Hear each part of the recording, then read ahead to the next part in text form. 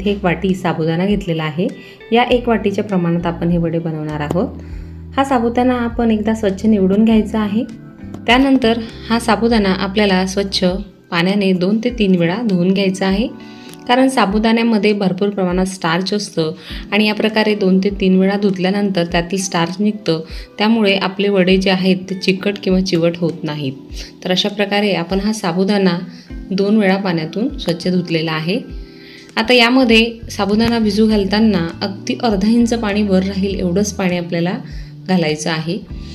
असा साबुदाणा छान फुलतो, छान मोकळा मोकळा होतो। जर आपण पाणी जास्त घातलं तर साबुदाण्याचे जे एक कण आहेत तर ते फार मोठे मोठे फुलतात आणि त्यामुळे आपले वडे बिघडू शकतात, मिश्रण पातळ होऊ शकतं।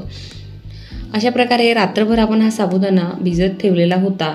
सकाळी बघा अगदी मोजक्या पाण्यात भिजल्यामुळे छान असा मोकळा मोकळा झालेला आहे आणि इथे आपण हा साबुदाणा अगदी हाताने जरी दाबून पाहिला तरी यातून पाणी निघणार नाही। आता सोबतच आपण इथे घेतलेले आहेत 2 बटाटे। 1 वाटी साबुदाण्यासाठी 2 बटाटे अगदी परफेक्ट आहे। या प्रकारे बटाटे आपण थोडं पाणी घालून 3 शिट्ट्या घालून उकडून घेतलेत। बटाटे जास्त वेळ सुद्धा उकळत ठेवायचे नाही। जास्त वेळ उकळत ठेवल्यामुळे त्यातील मऊपणा वाढतो, म्हणजे पाण्याचं प्रमाण वाढतं आणि त्यामुळे आपलं जे मिश्रण आहे ते पातळ होऊ शकतं। तर या प्रकारे या छोट्या किसणीने हे बटाटे आपल्याला किसून घ्यायचे आहेत। बटाटे आपण या प्रकारे किसूनच वापरायचे आहेत, हाताने कुस्करून वापरायचे नाही। जर आपण कुस्करून असे बटाटे किंवा असे मॅश करून वापरले तर त्याचे जे मोठे मोठे तुकडे आहेत तर ते वड्यांमध्ये राहू शकतात आणि त्यामुळे सुद्धा वडे नीट फुगत नाहीत। आता इथे आपण 1 छोटी वाटी शेंगदाणे घेतलेले आहेत। शेंगदाणे छान भाजून घेतलेत। आता मिक्सरमध्ये आपल्याला जाडसर या प्रकारे त्याची पावडर करून घ्यायची आहे। भिजवलेला साबुदाणा या प्रकारे हाताने मोकळा मोकळा करून घ्यायचा आहे। यामध्ये एकही गुठळी राहायला नको। आणि हा साबुदाणा आता आपण ज्या वाटीने साबुदाणा घेतला होता कोरडा त्यानेच मोजून घेणार आहोत। तर या वाटीने मोजले असता हा 3 वाट्या साबुदाणा आहे। आता असा साबुदाणा आपण मोजून घेतला तर यासाठी बटाट्याचं प्रमाण किती घ्यायचं हे सुद्धा आपल्याला इथे मी सांगते, म्हणजे आपले जे वडे आहेत ते अगदी परफेक्ट बनतील, मिश्रण पातळ होणार नाही। आता इथे बघा हा बटाट्याचा किस या वाटीने मोजला असता 1.5 वाटी हा बटाट्याचा किस आहे। आता यामध्ये आपण इतर साहित्य घालूया। इथे थोडं तिखट चवीचं साधारण 1.5 ते 2.25 चमचे तिखट आपण घातलेलं आहे। सोबतच यामध्ये 1 चमचा बारीक चिरलेल्या हिरव्या मिरच्या घालायच्या, छान टेस्ट देतात। त्यानंतर अर्धा चमचा इथे मी किसलेलं अद्रक घातलंय। जर आपण खात नसाल वड्यांमध्ये अद्रक तर स्किप करू शकता। 1 मोठा चमचा जिरं घालायचं आहे आणि सोबतच यामध्ये आपल्याला घालायचं आहे चवीनुसार मीठ। इथे आपल्याला 2 मोठे चमचे मीठ घालायचं आहे। हे सर्व साहित्य आता आपण एकजीव करून घेऊया। यामध्ये आपण शेंगदाण्याचा कूटसुद्धा घालणार आहोत। आता इथे आपण 1 छोटी वाटी शेंगदाणे भाजून बारीक करून घेतलेले आहेत। तर यातील साधारण 5 ते 6 चमचे कूटच आपल्याला घालायचं आहे। जर आपल्याला मिश्रण पातळ वाटलं तर आणखी 1-2 चमचे शेंगदाण्याचा जिऱ्याचं प्रमाण सुद्धा यामध्ये या प्रकारे थोडं जास्तच घ्यायचं, म्हणजे या जिऱ्याची चव या वड्यांमध्ये खूप छान लागते। बघा व्यवस्थित मिक्स करून आपण हा गोळा असा छान तयार करून घेतलेला आहे। बघा या प्रकारे थोडासा घट्टसरच हा गोळा असा तयार व्हायला हवा। जर आपल्याला हा पातळ वाटत असेल तर यामध्ये तुम्ही थोडंसं शेंगदाण्याचं कूट यावेळेस घालू शकता, परंतु आता यामध्ये शेंगदाण्याचं कूट घालण्याची आवश्यकता नाही। आता या प्रकारे थोडं तेल घ्यायचं आणि हाताला लावून या प्रकारे थोडा गोळा घेऊन थोडासा चोळून घ्यायचा आणि मग या प्रकारे त्याला वड्याचा शेप द्यायचा आहे। थोडा गोळा या प्रकारे हाताला गोलाकार फिरवून जर आपण वडा बनवला तर साईडने क्रॅक जात नाहीत वड्याला। अशा पद्धतीने आपण वडे बनवून एका प्लेटमध्ये ठेवूया। इथे बघा 1 वडा आणखी तुम्हाला बनवून दाखवते। या प्रकारे तेल लावून हा गोळा छान असा गोलाकार अगोदर सोडून घ्यायचा आणि त्यानंतर या प्रकारे हलकासा प्रेस करून हा असा छान वडा तयार झालेला आहे। इथे मी काही वडे या प्रकारे बनवून तयार ठेवले आहेत। हे आपण एका कढईमध्ये तेल गरम करायला ठेवलेलं होतं। आता तेल छान गरम झालंय। यामध्ये आपण थोडासा तुकडा अगोदर वडा घालण्यापूर्वी घालून बघायचा आहे। अगदी तळून पटकन वरती आला म्हणजे तेल अगदी परफेक्ट आहे। अशा गरम तेलातच आपल्याला हे वडे सोडायचे आहेत। जर आपण हे वडे थंड तेलामध्ये सोडले तर वडे तेलामध्ये तुटू शकतात। आता आपल्याला एक साधारण अर्धा मिनिटं हे वडे हलवायचे नाहीत। याची एक बाजू छान अशी तळायला हवी आणि त्यानंतरच आपल्याला हे पलटवायचे आहेत। या प्रकारे आपल्याला झाऱ्याच्या मदतीने असे हे हळूवार पलटवायचे आहेत। किंवा आपण काटे चमच्याने सुद्धा हे पलटवू शकता बघा। आणि अशा प्रकारे दोन्ही साईडने आपल्याला हे छान अगदी तेलात तरंगेपर्यंत तळून घ्यायचे आहेत। हा वडा तेलात तरंगला म्हणजे समजायचं की वडा पूर्णपणे तळून झालेला आहे। अशा पद्धतीने आपण इथे सर्व वडे तळून घेऊया। बघा वडे किती छान असे टम्म फुगलेले आहेत आणि तेलकट सुद्धा झालेले नाहीत। असे हे कुरकुरीत साबुदाणा वडे आता खाण्यासाठी तयार आहेत। उपवासाचा उपमा बनवण्यासाठी 1 कप वरईचे तांदूळ म्हणजेच भगर, बरेच जण याला वरीचे तांदूळ वरई सुद्धा म्हणतात, तसेच सामा चावल सुद्धा म्हणतात। तर या प्रकारे मी या छोट्या कपने 1/3 कप म्हणजेच हा छोटा कप भरून वरईचे तांदूळ घेतले। आता आपल्याला हे तांदूळ स्वच्छ धुवून घ्यायचे, तर त्यासाठी मी हे तांदूळ या वाटीमध्ये घातलेले आहे। यामध्ये आपण स्वच्छ पाणी घालूया आणि छान असं हाताने चोळून व्यवस्थित याला धुवून घेऊया। तुम्ही याला 2 वेळा स्वच्छ धुवून घ्या, म्हणजे वरईचा जो आपला उपमा आहे तो छान असा पांढरा शुभ्र तयार होतो। इथे आता आपण एकदा वरईतील पाणी काढून घेतले आणि परत यामध्ये पाणी घालून परत एकदा आपण याला धुवून घेतोय। तर वरईचे तांदूळ हे पचायला फार हलके असतात। साबुदाण्यापेक्षा केव्हाही फार चांगला असा फराळाचा पदार्थ वरईपासून आपल्याला बनवता येतो। आता यामध्ये मी थोडं पाणी घातलंय आणि आता आपल्याला बाकीची तयारी करेपर्यंत ही वरई म्हणजे हा भगर असाच भिजत ठेवायचा आहे। आता ही वाटी आपण बाजूला ठेवूया आणि इतर साहित्य काय लागणार आहे तर ते बघूया। तर इथे मी या प्रकारे बघा एक मोठा बटाटा थोडासा जाडसर, फार जाडसर पण नाही, या प्रकारे स्लाइस करून घेतलेले आहेत आणि याला आपण पाण्यात ठेवलाय कारण बटाटा असा बाहेर काळा पडतो। त्याचप्रमाणे इथे मी साधारण 3 थोड्याशा फिक्का चवीच्या मिरच्या घेतल्यात। आपल्याला तिखट आवडत असेल तर आपण तिखट मिरच्या सुद्धा घेऊ शकता। थोडे लांबट काप केलेत। इथे मी अर्ध गाजर या प्रकारे साल काढून बारीक कट करून घेतलेला आहे। जर आपण फराळाला खात असाल तर नक्कीच वापरा, छान कलरही येतो गाजराच्या तुकड्यांमुळे। आणि इथे मी 1 वाटी शेंगदाणे घेतलेले आहेत, सोबतच मी अर्धा चमचा जिरं घेतलंय आणि चवीनुसार मीठ सुद्धा घ्यायचं आहे। आता हे साहित्य आपलं अगोदरच तयार करून ठेवलेलं आहे। आता बघा साधारण 15 मिनिटात आपला भगर इथे भिजून तयार झालेला आहे। तर आता आपण फोडणी घालूया उपम्याला। तर यासाठी मी इथं एका पॅनमध्ये तेल गरम करायला घातलेलं आहे। साधारण मी इथे 3 चमचे तेल घेतलेलं आहे। आवडीनुसार आपण तेलाचं प्रमाण कमी जास्त घेऊ शकता। आता तेल छान तापलं की यामध्ये आपल्याला सुरुवातीला शेंगदाणे तळून घ्यायचे आहेत। तळलेल्या शेंगदाण्याची चव उपम्यामध्ये खूप छान येते। आपण पोहे करताना सुद्धा शेंगदाणे या प्रकारे तळून घातले तर त्याची चव खूप छान लागते पोह्यांमध्ये। थोडंसं आपण गॅस कमी करून शेंगदाणे छान असे खरपूस तळून घेऊया। तर सध्या नवरात्र सुरू आहे आणि बरेच जण 2 वेळेचा सुद्धा उपवास करतात आणि बरेच जण 1 वेळेस उपवास करतात। तर त्यासाठी तुम्हाला उपवासाचा उपमा हा एक छान पर्याय आहे। एक छान प्लेट भरून जर आपण खाल्ला तर आपल्याला दुसरं काहीच खाण्याची गरज पडणार नाही। आणि उपम्यामध्ये आपण शेंगदाणे घालतोय, शेंगदाण्यामध्ये पण भरपूर कार्बोहायड्रेट असतात, प्रोटीनसुद्धा असतात, त्यामुळे आपल्याला दिवसभराचं जे पोषण आहे ते या उपम्यातूनही मिळणार आहे। बघा आता शेंगदाणे छान तळून झालेले आहेत, तर आपण इथे एका झाऱ्यावर काढून घेतोय, म्हणजे एक्स्ट्राचं तेल जे आहे तर ते कढईमध्येच पडेल। आता आपण जे कापून घेतलेले बटाटे होते तर ते एका चाळणीवर निथळून घेतलेत आणि त्यानंतर या तेलामध्ये आपण तळायला घातलेले आहेत। तेलामध्ये आपण साधारण 5 मिनिटांपर्यंत हे बटाटे छान तळून घेऊया। बटाटे छान तळण्यासाठी यामध्ये आपण थोडंसं मीठ घालूया, म्हणजे चवसुद्धा छान येईल आणि हे बटाटे लवकर तळले जातील। बघा आता बऱ्यापैकी बटाटे तळले गेले आहेत, परंतु थोड्याशा जाडसर फोडी असल्यामुळे आपण यावर झाकण ठेवूया, म्हणजे लवकर ह्या फोडी शिजल्या जातील। आणि याप्रमाणे आपल्याला 1-1 मिनिटांनी मध्ये मध्ये चेक करायचं आहे, कारण ही जे बटाटे आहेत तर ते जळायला नको। आता बघा 2 मिनिटांनंतर आपले हे बटाटे छान असे फ्राय झालेले आहेत, मऊ झालेले आहेत, म्हणजे शिजलेले पण आहेत। अशा बटाट्यांची चव खूप छान लागते। जर आपल्याला उकडून बटाटा घालायचा असेल तर तुम्ही तसा सुद्धा या उपम्यामध्ये घालू शकता। जेवढे तुम्ही पातळ स्लाइस करणार तर बटाटे लवकर फ्राय होतात तेलामध्ये। आता आपण थोडेसे बटाटे बाजूला केलेले आहेत आणि तेलामध्ये याच आपण जिरे घातलेले आहे। जिरे छान तळून घेऊया आणि त्यातच आपल्याला हिरवी मिरची घालायची आहे। हिरवी मिरची सुद्धा आपल्याला या तेलामध्ये छान तळून घ्यायची आहे। हवं तर आपण यामध्ये तळलेल्या मिरच्या सुद्धा घालू शकता। आता बघा मिरची थोडी फ्राय झालेली आहे, तर यामध्ये आपण घालूया गाजराचे तुकडे। या प्रकारे छान छोटे तुकडे केले की गाजर सुद्धा लवकर फ्राय होतो तेलामध्ये। आता बघू शकताय साधारण 2 ते 3 मिनिटानंतर आपल्याला गाजराचे तुकडे सुद्धा छान मऊ झाल्यासारखे वाटत आहे आणि या प्रकारे थोडेसे कडकही राहिले तरी छान असा क्रंच येतो उपम्यामध्ये। आता यातच आपण घालूया या प्रकारे हा वरईचा जो तांदूळ आहे तर यातील पाणी काढून घेऊया आणि नंतर या फोडणीमध्ये घालूया। बघा किती छान असा पांढरा शुभ्र दिसत आहे आणि हेच पाणी आपण नंतर वरईचा तांदूळ शिजण्यासाठी वापरणार आहोत। हा तांदूळ या प्रकारे आपण यामध्ये घालून घेऊया आणि एकसारखं परतत राहूया। तर या प्रकारे जर आपण वरईचे तांदूळ म्हणजे हा जो भगर आहे तो पाण्यात भिजत घातला आणि नंतर वापरला तर उपमा व्हायला फारसा वेळ लागत नाही, साधारण 5 मिनिटांमध्ये हा उपमा तयार होतो।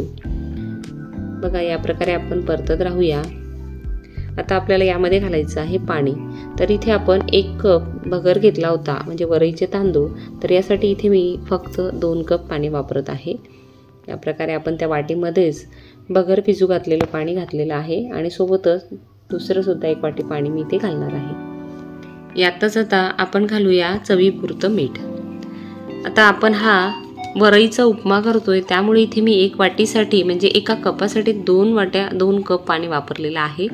जर आपल्याला छान असा पातळसर हवा असेल तर तुम्ही इथे 2 वाट्यांऐवजी 2.5 ते 3 वाटी पाणी घालू शकता। आता आपण झाकण ठेवून या उपम्याला साधारण 3 ते 4 मिनिटांपर्यंत एक वाफ काढून घेणार आहोत। 3 ते 4 मिनिटांनी बघा मीडियम गॅसवर उपमा छान असा वाफवला गेलेला आहे, छान असा घट्ट झालेला आहे। थोड्या वेळानंतर हा आपोआपच घट्ट होईल। आता यातच आपण घालूया तळलेले शेंगदाणे। तर इथे आपण 1 वाटी शेंगदाणे तळून घेतलेत, त्यापैकी इथे मी अर्धे शेंगदाणे यामध्ये घातलेले आहेत।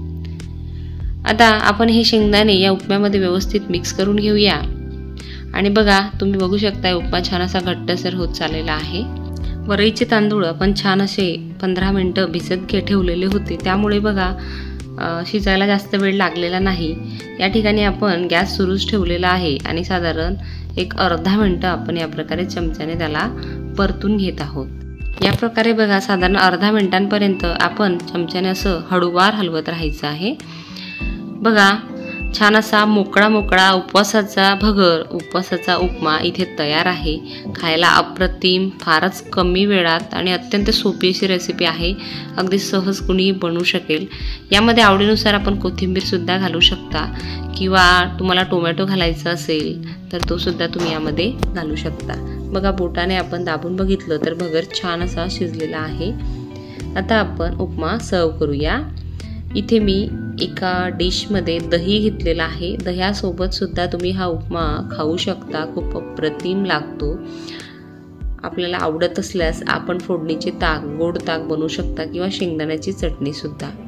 आता यावर घालूया आपण तळलेले शेंगदाणे।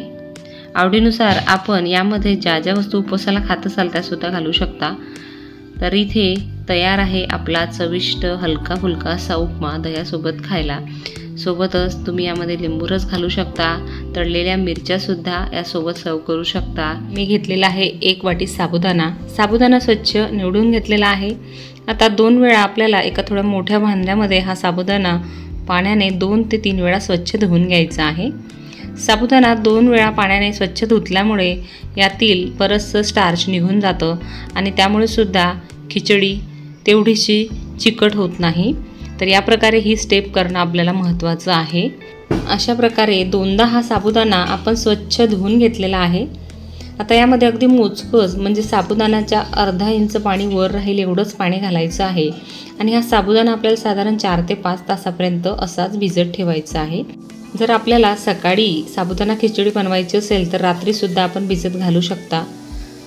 बघा सकाळी हा साबुदाणा छान असा भिजून तयार झालेला आहे, छान असा मोकळा मोकळा झालेला आहे। बघा आपण चमच्याने काढून बघतोय। आता साबुदाणा भिजताना जर आपण जास्त पाणी घातलं तर हे साबुदाण्याचे जे दाणे आहेत ते जास्त फुलतात आणि त्यामुळे ते साबुदाणा खिचडी जास्त तेलकट बनते। किंवा आपण जर अगदी 1 ते 2 तासापर्यंत हा साबुदाणा भिजत ठेवला तर साबुदाणा चांगला भिजत नाही आणि मग तशी खिचडी जी आहे तर ती थोडी चिवट होते आणि त्याने आपल्याला पोटदुखीचा त्राससुद्धा होऊ शकतो। तर अशा प्रकारे हा आपला साबुदाणा छान असा मोकळा मोकळा भिजून तयार आहे। 1 वाटी साबुदाण्यासाठी आपण इथे एक मोठा बटाटा सोलून घेतलाय आणि या प्रकारे तुकड्यांच्या स्वरूपात कट करून घेतलेला आहे। असा हा कच्चा बटाटा तेलामध्ये तळल्यानंतर या खिचडीमध्ये खूप छान अशी चव देतो। त्यामुळे इथे आपण कच्चाच बटाटा या प्रकारे घेतलेला आहे। जर आपल्याला आवडत नसेल तर आपण उकडलेला बटाटा सुद्धा यामध्ये घालू शकता। त्याचबरोबर इथे घेतलेले आहे 3 ते 4 हिरव्या मिरच्या। या प्रकारे उभट काप करून घ्यायचे म्हणजे खिचडी फारशी तिखट होत नाही। सोबतच इथे 1 वाटी शेंगदाणे आणि 1 मोठा चमचा जिरे घेतलेले आहे। या शेंगदाण्यातील काही शेंगदाणे आपण तळून घालणार आहोत आणि काही शेंगदाण्याचा आपल्याला कूट बनवायचा आहे। इथे आपण गॅसवर एक कढई गरम करून घेतलेली आहे। त्यामध्ये आपल्याला हे पाऊण वाटी शेंगदाणे छान खमंग भाजून घ्यायचे आहे आणि एवढे शेंगदाणे आपण तळण्यासाठी ठेवलेले आहेत। आता शेंगदाणे भाजताना आपण मंद गॅसवर साधारण 8 ते 10 मिनिटांपर्यंत हे शेंगदाणे भाजून घ्यायचे आहे। यामुळे शेंगदाणे मोठ्या गॅसवर जळतात, परंतु या प्रकारे मीडियम गॅसवर भाजले तर ते छान आतपर्यंत खमंग भाजले जातात आणि त्यामुळे ही साबुदाणा खिचडी खूप खमंग लागते। बघा शेंगदाणे छान खमंग भाजून झालेले आहेत। थंड झाल्यानंतर या प्रकारे मिक्सरच्या भांड्यामध्ये आपल्याला ते थोडे जाडसर बारीक करून घ्यायचे आहेत। आता गॅसवर आपण एक कढई ठेवलेली आहे। त्यामध्ये खिचडीला लागणारं 2 मोठे चमचे तेल घातलेलं आहे। तेल छान गरम झालं की यामध्ये आपण काढून ठेवलेले शेंगदाणे छान असे तळून घ्यायचे आहेत। हे तळलेले शेंगदाणे या साबुदाणा खिचडीमध्ये दाताखाली आल्यानंतर खूप छान लागतात। बघा आता हे शेंगदाणे छान असे तळून झालेले आहेत, त्यांचे साल आपल्याला थोडेसे सुटे झालेले दिसत आहेत। तर यावेळेस आपल्याला शेंगदाणे काढून घ्यायचे आहेत। आता या गरम तेलामध्येच आपण कट करून घेतलेले बटाट्याचे काप जे की आपण पाणी नितळण्यासाठी चाळणीवर ठेवलेले होते ते घालायचे आहेत आणि छान असे थोडेसे सोनेरी रंगावर तळून घ्यायचे आहेत। हवं तर यामध्ये थोडं चिमूटभर मीठ घालायचं म्हणजे हे लवकर तळले जातात। यासारखं आपल्याला एकसारखं हलवत राहायचं आहे, नाहीतर मग बटाटे लगेच कढईच्या बुडाला लागतात। बघा एक साधारण 2 ते 3 मिनिटांनंतर असे हे बटाटे छान तळून होतात आणि थोडेसे सॉफ्टन होतात, म्हणजे उकडलेला बटाटा घालण्याची आपल्याला काही आवश्यकता नाही। आता आपण हे बटाट्याचे काप थोडेसे साईडला केलेले आहे आणि यामध्येच आपल्याला 1 मोठा चमचा जिरं घालायचं आहे। जिरं छान तळून झालं की यामध्येच आपल्याला हिरव्या मिरचीचे काप घालायचे आहेत। हे कापसुद्धा आपल्याला साधारण 1 ते 1.5 मिनिटांपर्यंत तळून घ्यायचे आहेत। मिरचीचे काप छान तळून झालेले आहेत। तर आता हे बटाटेसुद्धा आपण व्यवस्थित मिक्स केलेत आणि यामध्येच आपल्याला आपण जो साबुदाण्याचा जाडसर कूट केलेला आहे तो घालायचा आहे आणि हा कूटसुद्धा आपल्याला या फोडणीमध्ये छान असा परतून घ्यायचा आहे। हा शेंगदाण्याचा कूट आपण असा फोडणीत परतल्यामुळे आणखी छान खमंग लागतो। ही खिचडी जर आपण उपवासाला बनवत नसाल किंवा आपण जर उपवासाला कढीपत्ता कोथिंबीर खात असाल तर या फोडणीमध्ये नक्कीच आपण कढीपत्तासुद्धा घालायचा आहे। आता हा कूट छान आपण 1 ते 1.5 मिनिटांपर्यंत छान असा परतून घेतलेला आहे। आता यातच आपल्याला आपण भिजवून छान मोकळा करून घेतलेला साबुदाणा घालायचा आहे आणि अशा प्रकारे चमच्याने हा व्यवस्थित असा मिक्स करून घ्यायचा आहे, साबुदाणा बुडाला लागायला नको। आता यामध्ये आपण घातलेला आहे 1 चमचा मीठ आपल्या चवीनुसार घालायचं, कारण बटाटे तळताना सुद्धा आपण चिमूटभर मीठ यामध्ये घातलेलं होतं। यामध्येच आपण तळलेले शेंगदाणे सुद्धा घालूया, सोबतच अर्ध्या लिंबाचा रस आणि 1 चमचा साखर घालायची आहे। साखर आणि लिंबाचा रस या उसळची चव खूप छान असा बॅलन्स करतो आणि दोघांचं जे आंबट गोड कॉम्बिनेशन आहे त्यामुळे ही खिचडी चवीला अप्रतिम लागते। नक्की करून बघा। आता ही खिचडी आपण व्यवस्थित अशी मिक्स करून घेऊया। आता यावर आपल्याला एक झाकण ठेवायचं आहे आणि साधारण 2 ते 3 मिनिटांपर्यंत छान अशी वाफवून घ्यायची आहे खिचडी। 3 मिनिटांनंतर बघा खिचडी छान अशी शिजून तयार आहे, खमंग असा वास सुटलेला आहे। आता ही खिचडी आपण व्यवस्थित अशी मिक्स करून घेऊया। तर आहे ना छान अशी मोकळी साबुदाणा खिचडी। यामध्ये आपण शेंगदाण्याचा कूटसुद्धा अगदी मोजकाच घातला आहे। जर आपण शेंगदाण्याचा कूट जास्त घातला तर ही खिचडी तेवढी मोकळी होत नाही आणि मग त्या खिचडीमध्ये शेंगदाण्याची चव जास्त लागते। म्हणून या प्रकारे थोडा कमी शेंगदाण्याचा कूट जर आपण यामध्ये घातला तर खिचडी छान अशी मोकळी होते। त्यानंतर यामध्ये शेंगदाणेसुद्धा आपण असे तळून घालायचे आहेत काही, खूप छान लागते आणि दिसायलाही खूप छान दिसतात। आणि हिरव्या मिरच्या घातल्या त्यामुळे सुद्धा खिचडीची चव अप्रतिम लागते। जर आपल्याला खिचडीला हिरव्या मिरच्या घालायच्या नसतील तर लाल तिखटसुद्धा आपण घालू शकता। तर तयार आहे अशी छान मोकळी चविष्ट थोडी आंबट गोड चवीची साबुदाणा खिचडी। नक्की करून बघा, लहान मुलांना तर आवडतेच, परंतु अगदी मोठी व्यक्तीसुद्धा नाकारणार नाही इतकी अप्रतिम चवीची ही खिचडी तयार होते। ही खिचडी आपण साधारण 3 व्यक्तींसाठी बनवलेली आहे। जर तुम्हाला जास्त प्रमाणात खिचडी बनवायची असेल तर त्यानुसार आपण साहित्य वाढवून घ्यायचं आहे। तर ते साहित्यसुद्धा मी या व्हिडिओच्या डिस्क्रिप्शन बॉक्समध्ये देणार आहे। ही मोकळी खमंग अशी साबुदाणा खिचडी आपण तळलेल्या हिरव्या मिरच्यांसोबत किंवा आंबट गोड ताकासोबत किंवा घट्ट अशा दह्यासोबत सर्व करू शकता। तर याला वरीचे तांदूळ किंवा सामा चावलसुद्धा म्हणतात। हा उपवासाला चालतो। तर हा ढोकळा बनवण्यासाठी इथे मी 1 वाटी सामा चावल म्हणजे भगर घेतला आहे आणि 2 चमचे साबुदाणा घेतलेला आहे। तर हा ढोकळा बनवताना भगरपेक्षा साबुदाणा या प्रकारे थोडा कमीच घ्यायचा। तर आता हा भगर आणि साबुदाणा आपण मिक्सरच्या भांड्यामध्ये छान रवाळ बारीक वाटून घ्यायचा आहे। त्या सुरुवातीला आपण हा भगर म्हणजे वरीचे तांदूळ बारीक करून घेऊया। तर 2 टप्प्यांमध्ये इथे मी हे तांदूळ बारीक करणार आहे। तर बघा, या प्रकारे जास्त बारीकही नाही आणि जास्त जाडसरही नाही, या प्रकारे आपल्याला हा भगर मिक्सरमध्ये वाटून घ्यायचा आहे। आता आपण हा वाटलेला भगर एका बाउलमध्ये काढून घेऊया आणि उरलेला भगरसुद्धा याच प्रकारे मिक्सरमध्ये बारीक ग्राइंड करून घेऊया। आता बघा, इथे भगर आपण पूर्णपणे बारीक करून घेतलेला आहे। बघा, तुम्ही बघू शकता या प्रकारे आपल्याला रवाळ भगर बारीक करून घ्यायचा आहे। आता याच प्रकारे आपल्याला साबुदाण्याचं सुद्धा रवाळ पीठ बनवून घ्यायचं आहे। तर इथे बघा, या प्रकारे आपण साबुदाणा छान बारीक करून घेतलेला आहे। तुम्ही बघू शकता, फार जाडही नाही आणि जेवढं शक्य होईल तेवढं बारीक आपण पीठ बनवलेलं आहे। तर आता भगर आणि साबुदाण्याचं पीठ आपण इथे एकत्र करून घेतलंय। आता यामध्ये आपण चवीपुरतं मीठ घालणार आहोत। तर मीठ व्यवस्थित घालायचं म्हणजे ढोकळ्याची चव त्यावरही अवलंबून असते। आता यामध्ये आपण वरीचे तांदूळ जेवढे घेतलेत त्याच्या निम्मे म्हणजे अर्धी वाटी दही घालायचं आहे। तर हे दही रूम टेम्परेचरवरचं दही आहे, जास्त थंड अगदी फ्रीजमध्ये ठेवलेलं दहीसुद्धा घालू नका। छान घट्टसर दही आहे, थोडंसं आंबट दहीच वापरायचं। आता हे आपण या पिठामध्ये व्यवस्थित मिक्स करून घेऊया। तर या मिश्रणाला थोडा आंबटपणा येण्यासाठी यामध्ये दही वापरायचं असतं। तर दह्याऐवजी आपण इथे ताकसुद्धा वापरू शकता। आता आपण लागेल तसं यामध्ये पाणी घालणार आहोत। तर आपल्याला ढोकळ्याचं बॅटर बनवून घ्यायचं आहे। जास्त घट्टही नाही आणि जास्त पातळही नाही, अशा पद्धतीचं बॅटर आपल्याला बनवायचं आहे। तर इथे लागेल तसं आपण थोडं पाणी यामध्ये ॲड करतोय। एकाच वेळी भरपूर पाणी घालू नका। जर जास्त पातळ झालं मिश्रण तर ढोकळा फुलत नाही आणि जास्त घट्ट झालं तरीसुद्धा तेवढा स्पॉन्जी हा ढोकळा बनत नाही। त्यामुळे तेवढी आपण काळजी घ्यायला हवी। तर बघा, या प्रकारे इथे मी फार घट्टही नाही आणि फार पातळही असं बॅटर बनवून घेतलंय। आता यामध्ये थोडंसं आपण तिखट चव येण्यासाठी 1 मिरची छान बारीक कट करून घातलेली आहे। आता ही सुद्धा आपण व्यवस्थित मिक्स करून घेऊया आणि यावर झाकण ठेवून आपल्याला हे मिश्रण साधारण 10 मिनिटांपर्यंत रेस्ट करायला ठेवायचं आहे। तर 10 मिनिटांनंतर बघा, आता आपलं हे बॅटर थोडंसं आंबट झालेलं असतं। तर आता आपण हे व्यवस्थित मिक्स करून घेऊया। आता हे थोडंसं घट्टसुद्धा आपल्याला झालेलं दिसत आहे। तर आपण योग्य कन्सिस्टन्सी येण्यासाठी बॅटरमध्ये थोडंसं पाणी ॲड करूया।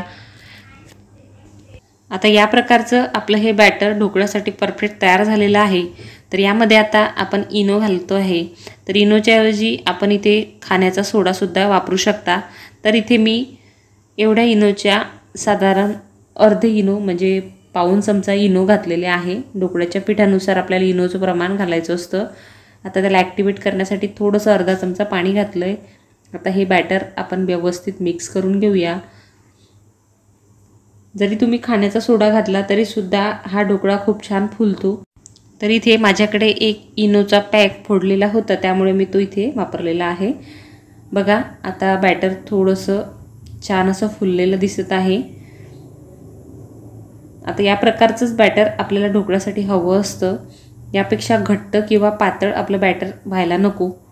आता हे तयार बॅटर आपण भांड्यामध्ये वाफवायला ठेवणार आहोत. तर त्यासाठी इथे मी एक कुकरचा डबा घेतला आहे.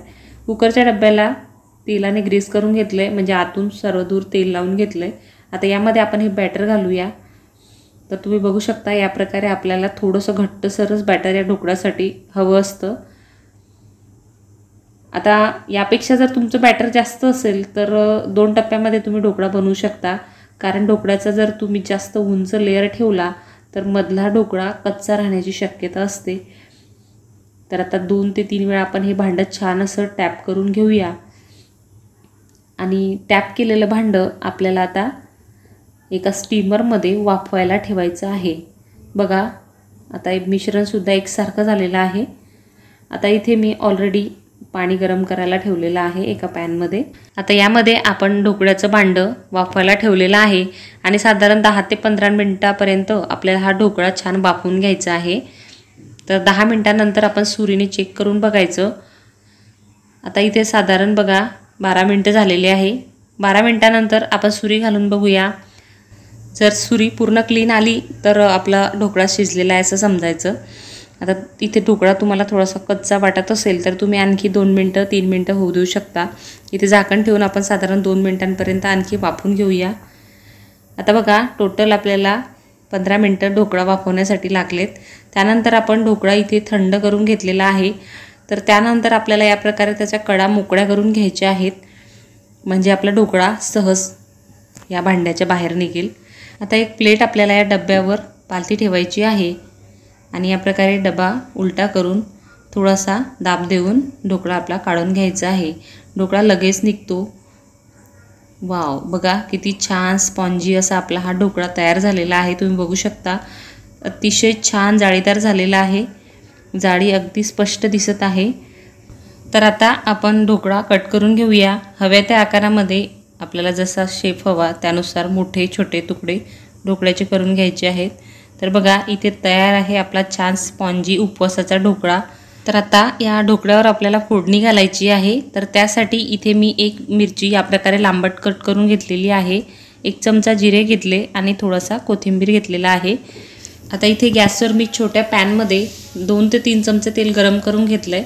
त्यामध्ये जिरे घातले. जिरे छान तळले की त्यामध्ये मिरच्या घालायच्या आणि मिरच्यासुद्धा साधारण 10 ते 15 सेकंद छान तळून घ्यायचे आहे आणि गॅस बंद करायचा आहे. आता ही आपली फोडणी तयार आहे. तयार ढोकळ्यावर आपल्याला ही फोडणी घालायची आहे.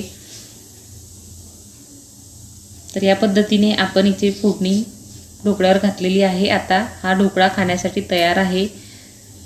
तर या प्रकारचा उपवासाचा ढोकळा तुम्ही सुद्धा या नवरात्रामध्ये नक्की ट्राय करून बघा. तुम्हाला सुद्धा हा ढोकळा खूप आवडेल. आणि ही रेसिपी तुम्हाला कशी वाटली, आवडली असेल तर प्लीज व्हिडिओला लाईक करा, आपल्या मित्रमैत्रिणींना शेअर करा. त्याचबरोबर अशाच पुढील नवरात्र स्पेशल रेसिपीज पाहण्यासाठी आपले चॅनल प्रणिताज रेसिपी मराठीला जरूर सबस्क्राईब करा. तर या अगोदरसुद्धा मी चॅनलवर भरपूर फराळाचे पदार्थ अपलोड केलेले आहे. चॅनल लोगोवर क्लिक करून ते तुम्ही बघू शकता. तर बघा इथे मी तुम्हाला एक पीस हातात घेऊन दाखवत आहे. बघा किती छान स्पॉन्जी आपला हा ढोकळा तयार झालेला आहे. मस्त जाळी सुटलेली आहे. तर आता खाण्यासाठी आपली डिश तयार आहे. साबुदाणा मी 4 तास भिजवून घेतला आहे. साबुदाणा घ्यायचा, स्वच्छ धुवून घ्यायचा एकदा आणि त्यामध्ये साबुदाण्याचं अगदी थोडंसं अर्धा इंच पाणी वर ठेवायचं. 4 तास छान भिजवून घ्यायचा. छान मोकळा मोकळा या प्रकारे साबुदाणा भिजून तयार होतो. त्यानंतर यासाठी दुसरा पदार्थ लागणार आहे आपल्याला बटाटे. बटाटे इथे आपण उकडून घेतलेले आहेत. बटाटे उकडताना काळजी अशी घ्यायची आहे की बटाटे चाळणीवर आपल्याला वाफवून घ्यायचे आहेत. जर आपण डायरेक्ट एखाद्या भांड्यामध्ये पाणी घातलं आणि त्यात बटाटे ठेवले तर मग बटाटे थोडेसे पातळ त्याचं टेक्स्चर येतं आणि त्यामुळे आप्पे किंवा वडे चुकू शकतात. बटाटे या प्रकारे छान असे उकडून घेतल्यानंतर आपल्याला एका किसणीने छान किसून घ्यायचे आहेत. एकसारखा असा लगदा त्याचा तयार झाला पाहिजे. आता साबुदाणा आपल्याला या प्रकारे असा छान मोकळा मोकळा करून घ्यायचा आहे. मोकळा मोकळा साबुदाण्याचे आप्पे म्हणा किंवा मग वडे खूप छान येतात, फसत नाहीत, तेलात विरघळत नाहीत. जेव्हाही तुम्ही आप्पे बनवत असाल किंवा तुम्हाला वडे बनवायचे असतील याच मिश्रणापासून तुम्ही वडेसुद्धा बनवू शकता, जे आपण आता आप्प्यांसाठी बनवणार आहोत. आता यामध्ये आपल्याला बटाट्याच्या किसांमध्ये साबुदाणा घालायचा आहे आणि त्याचबरोबर यामध्ये आपल्याला घालायचे आहे 1 चमचा लाल तिखट. लाल तिखट आपण आपल्या आवडीनुसार कमी जास्त घेऊ शकता. अर्धा चमचा जिरं घेतलेला आहे. त्यानंतर 2 चमचे शेंगदाण्याचा कूट शेंगदाणे भाजून घ्यायचे आणि मिक्सरला छान कूट करून घ्यायचा। छान अशी बाइंडिंग येण्यासाठी किंवा छान असा कुरकुरीतपणा आणि एक चमचमीत लागण्यासाठी आपण आप्प्यांमध्ये किंवा वड्यांमध्ये शेंगदाण्याचा कूट घालत असतो। या प्रकारे बघा छान असा गोळा आपण बनवून घेतलेला आहे। यामध्ये पाण्याचा वापर करायचा नाही, नाहीतर आपले आप्पे जे आहे ते पातळ होऊ शकतात। गोळा आपला तयार आहे। एका वाटीमध्ये तेल घ्यायचं, हाताला लावून घ्यायचं थोडंसं। या प्रकारे मिश्रणाचे गोळे घेऊन छान असे गोलाकार आप्प्यांच्या स्वरूपात बनवून घ्यायचे आहे। याच मिश्रणापासून आपण वडेसुद्धा बनवू शकता। या प्रकारे बघा काही मिश्रणाचे मी इथे गोल आप्पे बनवलेत, काही मिश्रणाचे इथे वडे थापून घेतलेले आहेत। फार सोपी रेसिपी आहे, सहज बनवू शकता, 100% परफेक्ट येणार, अजिबात फसणार नाही। इथे आपण एक आप्पे पात्र गरम करून घेतलेलं आहे। त्यामध्ये आपल्याला या प्रकारे थोडं थोडं तेल घालायचं आहे। त्यानंतर तयार केलेले गोळे आपल्याला या प्रकारे ठेवायचे आहेत आणि साधारण 4 ते 5 मिनिटांपर्यंत पलटून पलटून छान असे शेकून घ्यायचे आहेत। झाकण ठेवण्याची आपल्याला गरज नाही आहे। याच प्रकारे थोड्याशा तेलामध्ये छान तळले जातात। ज्यांना साबुदाण्याचे वडे आवडतात परंतु फार तेलकट आहे त्यामुळे खाणे टाळतात, त्यांच्यासाठी हा आप्प्यांचा पर्याय अतिशय उत्तम असा आहे। आणि हवं असल्यास तुम्ही तळलेले यापासून वडेसुद्धा बनवू शकता।